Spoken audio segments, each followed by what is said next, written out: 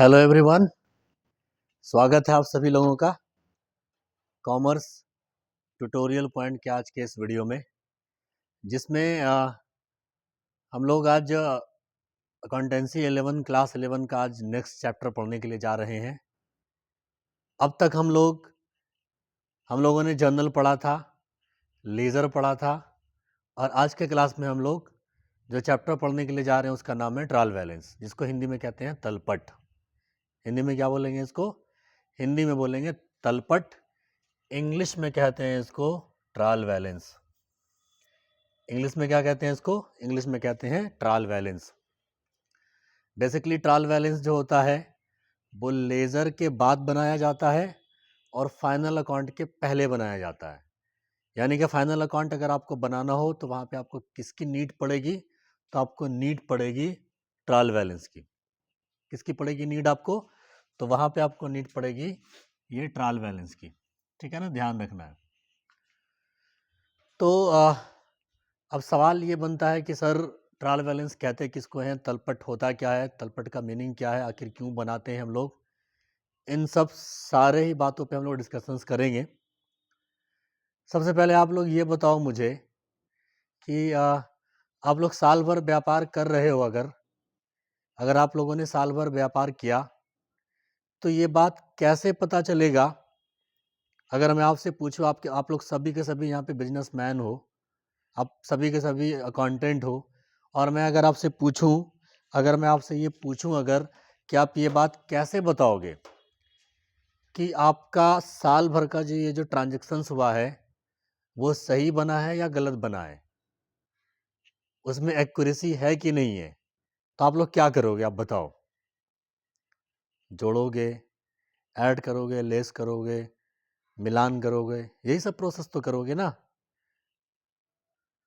तो सेम तरीके से जिस तरीके से आप इस चीज़ के बारे में पता लगाने के लिए क्या करोगे, तो जितना भी लेन देन हुआ, ट्रांजैक्शंस हुआ, कितना आया कितना गया, इसका क्या करोगे? तो हिसाब किताब करोगे, ऐड लेस करोगे, पता लगाओगे, बैलेंसिंग करोगे, टोटलिंग करोगे, ये सब सारे के सारे प्रोसेस करोगे आप, उसके बाद फिर बता पाओगे। तो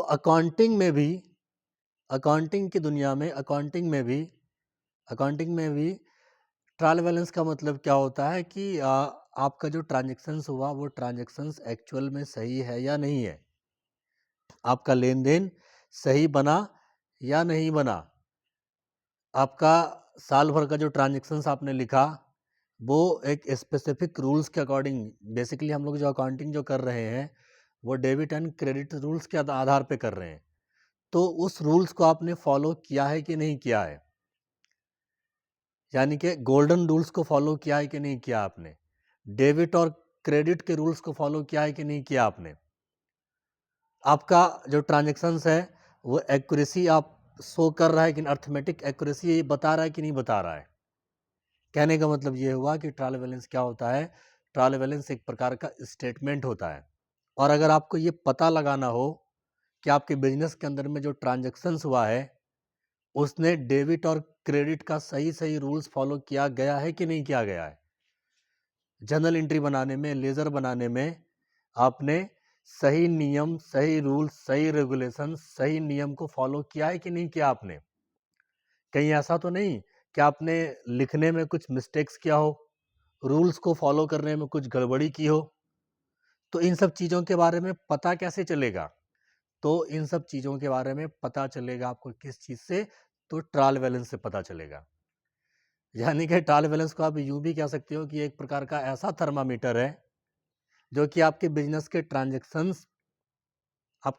ट्रांजैक्शंस हेल्दी है कि नहीं है, स्ट्रांग है कि नहीं है। जिस तरीके से हम लोग अपने शरीर को, हमारा शरीर स्वस्थ है कि नहीं है, हमें फीवर तो नहीं है, इन सब चीज़ों के लिए हम लोग क्या करते हैं? तो कुछ ना कुछ पैरामीटर, कुछ ना कुछ पैमाना, थर्मामीटर वगैरह से क्या करते हैं? हम लोग नापते हैं, देखते हैं, पता लगाते हैं।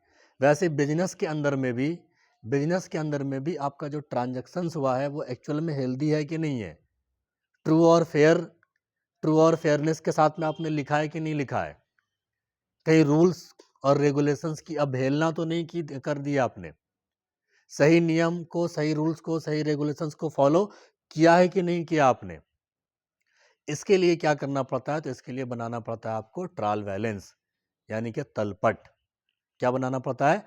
तलपट बनाना पड़ता है, और तलपट लेजर के बाद बनता है, फाइनल अकाउंट के पहले बनता है। फाइनल अकाउंट अगर आपको बनाना होगा, इसके बाद जो हम लोग पढ़ेंगे फाइनल अकाउंट में आपको तलपट की नीड पड़ेगी। इसी के आधार पे, इसी को बेस मारकर, इसी के इसी के इसी के डेटा को उठाकर फिर क्या करेंगे, तो हम लोग बनाएंगे फाइनल अकाउंट। तो सिंपल वे में अगर मैं आपसे पूछूं कि ट्रायल बैलेंस क्या होता है, तो आप कहेंगे कि trial balance is a statement.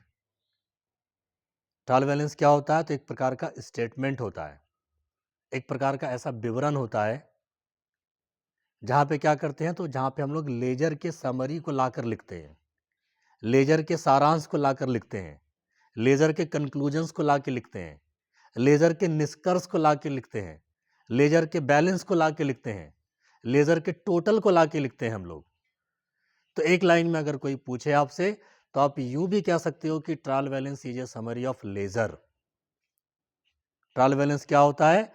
तो ट्रायल बैलेंस लेजर का समरी होता है, लेजर का सारांश होता है, लेजर का कंक्लूजन होता है, लेजर का निष्कर्ष होता है। तो ये क्या बताता है? तो ये बताता है आपके बिजनेस का अर्थमेटिक एक्यूरेसी बताता है वो। अच्छा, एक बात और मैं आपको बताता चलूं, कहीं आप ये बात को जहन नशीन ना कर लो कि ट्रायल बैलेंस से आपको सारे ही गलतियों का पता चल जाएगा, ऐसा नहीं है। ट्रायल बैलेंस से आपको अर्थमेटिक एक्यूरेसी के बारे में पता चलेगा, सारे गलतियों का पता नहीं चलेगा, यह बात ध्यान रखना है, ठीक है ना। तो ये ट्रायल बैलेंस के बारे में कुछ चीजें आपको मैंने बताया है। कुछ बुक से भी देख लेते हैं हम लोग। आपके बुक में कह रहा है कि the trial balance is a statement of ledger. Trial balance क्या है? तो लेजर का समरी है, वो इसका एक स्टेटमेंट है ना। वही कह रहा है कि the trial balance is a statement of ledger balance, ledger balance on a particular date. It list the account together with their debit and credit balance extract at a given date from the ledger. अभी मैंने आपको कहा था कि trial balance से क्या होता है, तो आपको ये पता चलता है कि डेबिट और क्रेडिट, डीआर का और सीआर का अमाउंट आपने सही सही लिखा है कि नहीं लिखा है। सपोज करो कि अब मैंने बिजनेस स्टार्ट किया, अगर तो बिजनेस स्टार्ट करने समय एंट्री क्या पास करते थे आप लोग? एंट्री आप लोग पास करते थे कैश अकाउंट डीआर। क्या एंट्री पास करते थे? Cash account DR to capital, ये एंट्री आप पास करते थे वहां पे। 1,00,000 रुपया अगर डीआर में भी हो, 1,00,000 रुपया सीआर में भी हो, तो देखिएगा यहाँ पे डेबिट भी हुआ है और क्रेडिट भी हुआ है। तो जब हम लोग ट्रायल बैलेंस को बनाएंगे, तो बनाने के समय 1,00,000 रुपया डीआर में भी जाएगा, 1,00,000 रुपया सीआर में भी जाएगा। और अगर आपका ट्रायल बैलेंस अगर आपका बराबर हो जाए, अगर ये इक्वल हो जाए, तो 95% ये संभावना है कि आपका पीछे का जितनी सारी चीजें आपने बनाई है वो सही बना है आपका। यानी कि अगर ट्रायल बैलेंस आप बनाएंगे, तो बनाने के दौरान ट्रायल बैलेंस क्या होना चाहिए? वो इक्वल होना चाहिए। अगर वो इक्वल बन चुका, इक्वल हो चुका, बराबर अगर हो चुका, तो इसका मतलब क्या हुआ? इसका मतलब आपका जर्नल भी सही बना होगा और लेजर भी सही बना होगा, कुछ एक्सेप्शंस को छोड़कर। जैसा कि मैंने आपको पहले ही कहा कि ट्रायल बैलेंस के बराबर हो जाने का मतलब ये कतई नहीं समझना है कि सब का सब गलती आपने पकड़ लिया। कुछ मिस्टेक्स ऐसा भी होता जो कि ट्रायल बैलेंस से आपको पता नहीं चलेगा, जो हम लोग देखेंगे आगे, जब हम लोग थोड़ा और हायर क्लासेस वगैरह जब इसका चलेगा तो देखेंगे हम लोग। अभी बेसिक से तो बस इतना ध्यान रखना है आपको। तो ट्रायल बैलेंस से आपको क्या पता चलेगा कि आपका जो ट्रांजेक्शन्स हुआ है वो ट्रांजेक्शन्स आपका सही हुआ है या नहीं हुआ है। लेजर में आपका पोस्टिंग सही हुआ है या नहीं हुआ है। लेजर में आपका टोटलिंग सही हुआ है या नहीं हुआ है। लेजर में बैलेंसिंग आपका सही हुआ है या नहीं हुआ है। तो अगर आपका ये बराबर हो जाए, ट्रायल बैलेंस अगर आपका क्या हो जाए, दोनों साइड का डीआर का भी और सीआर का भी अगर बराबर हो जाए, तो आपको ये समझना है कि ये सही बना है। क्या बना है? सही बना है। और अगर ये बराबर नहीं हो, अगर आपका तलपट, अगर आपका ट्रायल बैलेंस अगर बराबर नहीं हो, तो फिर क्या करना है? तो फिर आपको चेक करना है कि कहीं ना कहीं आपसे मिस्टेक्स हुआ होगा। तो पहले तो आपको फिर से ट्रायल बैलेंस में ही चेक करना है। जब ट्रायल बैलेंस में सब नाम आपको ठीक ठाक दिखे, तो फिर आपको लेजर चेक करना है। लेजर में क्या क्या चेक करना है? उसका टोटलिंग चेक करना है, उसका बैलेंसिंग चेक करना है, ठीक है ना, उसका पोस्टिंग चेक करना है आपको।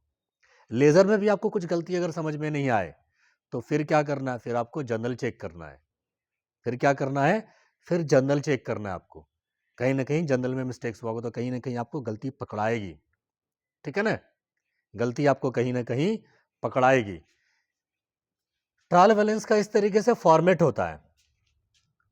हेडिंग में लिखना पड़ता है कि ट्रायल बैलेंस जिसका होगा उसका नाम लिखेंगे, और जब बनाएंगे तब का डेट हम लिखेंगे। जैसे लिखेंगे ट्रायल बैलेंस ऑफ फला कंपनी, उसके नीचे लिख देंगे कि एज ऑन इस डेट को। और इस तरीके से फॉर्मेट होता है। Title of account, debit amount, credit amount, और किसी किसी बुक में यहाँ पे एलएफ का भी एक कॉलम होता है। किसी किसी बुक में आपको यहाँ पे एलएफ का भी एक कॉलम दिखने के लिए आपको मिल जाएगा। यहाँ पे एलएफ का एक कॉलम, किसी किसी बुक में ये भी कॉलम होता है। अब ट्रायल बैलेंस को बनाने के लिए, तलपट को बनाने के लिए एक बेसिक सा, एक छोटा सा, जो कि आप लोग पहले से भी बहुत सारी चीजें जान रहे हैं, वो नियम आपको समझना होगा। वो अगर आप समझ गए तो ट्रायल बैलेंस को बनाना बहुत आसान है। वो उसमें कुछ कुछ चीजें क्या ध्यान रखनी है आपको। सबसे पहली चीज आपको ये ध्यान रखना है कि अगर आप ट्रायल बैलेंस अगर बना रहे हो, तो एसेट्स का कोई लेजर हो, एसेट्स के लेजर का अगर कोई कुछ बैलेंसेस अगर बचा हुआ हो एसेट्स के लेजर का, तो उसको कहाँ पे पोस्ट करना है? तो उसको पोस्ट करना है डेबिट साइड में। उसके अमाउंट को कहाँ पे पोस्ट करना है? डेबिट साइड में। जैसा कि मैंने आपको कहा कि इसका ये फॉर्मेट होता है, title of account, LF, DR amount और सीआर अमाउंट। यानी कि एसेट्स के लेजर को कहाँ पे, उसका अमाउंट कहाँ पे पोस्ट करेंगे, उसके बैलेंस को, तो डेबिट साइड में। कहाँ पे पोस्ट करेंगे? तो डेबिट साइड में। बल्कि अभी सिर्फ आपको देखते चल जाना, जब प्रैक्टिकल हम बताएंगे तो फिर ये आपको समझ में भी आएगा। फिर अभी बस सुनते चलिए आप लोग। तो अगर एसेट्स का अगर कुछ लेजर का बैलेंसेस अगर हो, तो कहाँ पे लिखना है? तो इसके डेबिट साइड में। इसी तरीके से अगर लायबिलिटीज का अगर कुछ लेजर का बैलेंसेस अगर रहे, तो कहाँ पे लिखना आपको? आपको लिखना है क्रेडिट साइड में।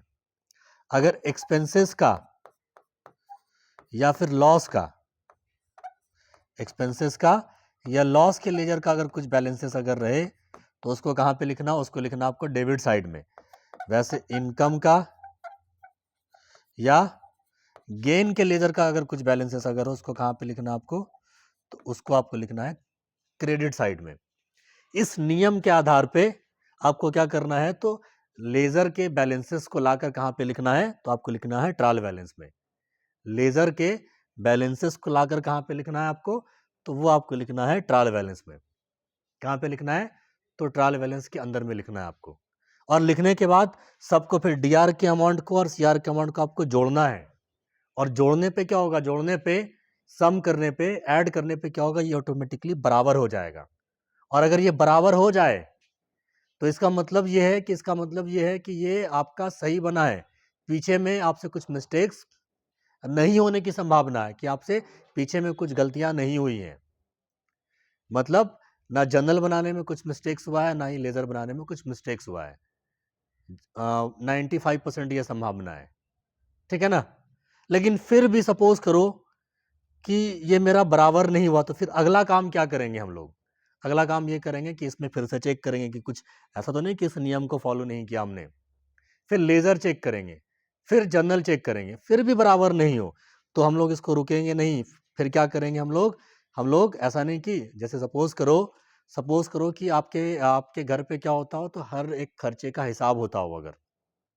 अगर आपके पापा ने आपको 1,000 रुपया दिया हो, अगर, और पापा अगर आपके कहें कि जाओ मार्केट से सामान लेकर आओ, तुम सामान सारा लेकर आए, और घर पे फिर क्या करना? घर पे लाके एक डायरी में नोट करके लिखना है उसको। तुमने 1900 का पूरा हिसाब लिख लिया कॉपी में अपने, 100 रुपए का हिसाब आपको याद नहीं आ रहा है अगर, तो क्या उसके लिए खाना पीना छोड़ देना है क्या? क्या उसके लिए गम में एकदम पड़े रहना है क्या? क्या क्या उसके लिए आगे का कुछ काम नहीं करना है क्या? ऐसा नहीं है। उस 100 रुपये को क्या करना, उस 100 रुपये को सस्पेंस अकाउंट में डाल के आगे बढ़ जाना आपको, बाकी सारा का सारा काम करना है।